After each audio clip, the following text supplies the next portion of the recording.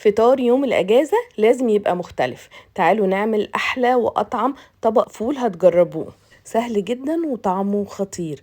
أول حاجة هنا في الطاسة بتاعتي حطيت معلقة من السمنة أو الزبدة، ممكن زيت عادي أو زيت زيتون زي ما تحبوا. هسيبها لحد ما تسخن وبعد كده هضيف عليها بصلاية متوسطة، وهبدأ أقلب البصل لحد ما لونه يبدأ يصفر.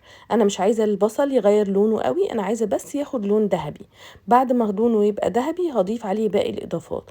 هضيف أول حاجة الطماطم، انا مقطعاها قطع صغيره بالشكل ده، وكل المقادير بالظبط هكتبها لكم تحت الفيديو.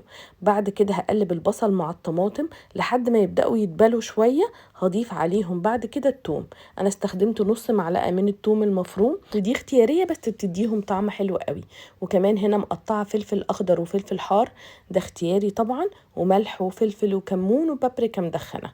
وكل ده هقلبهم مع بعض كويس قوي. ده الصوص بتاعنا بتاع الفول. هقلبهم كويس قوي لحد ما يبداوا يتسبكوا شويه مع بعض. بعد ما يتبلوا الخضار يدبل كويس جدا هبدا اضيف الفول. استخدمت النهارده الفول المعلب، ممكن نستخدم اي نوع فول متوفر عندنا. بعد ما ضفت علبه من الفول هضيف عليها كمان نص علبه من الحمص. الحمص ده بيكون مسلوق، ممكن نسلق حمص في البيت عادي. بعد كده هقلبهم مع بعض كويس. عايزه اقول لكم الروايح خطيره.